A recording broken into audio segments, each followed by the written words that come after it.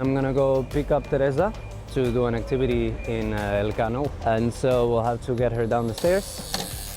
Ya está abierto, gracias.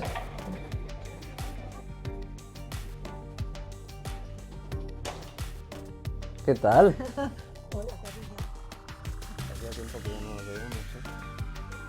Vinieron en el momento justo que yo los necesité. Con la pandemia las piernas se me han estropeado del todo.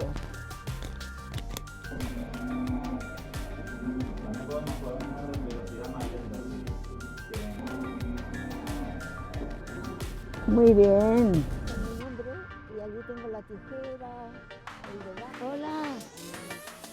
Hola, guapa. ¿Qué tal? Y entonces, ¿cómo es temporada?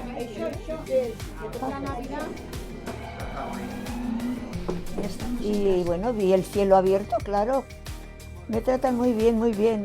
Son maravillosos.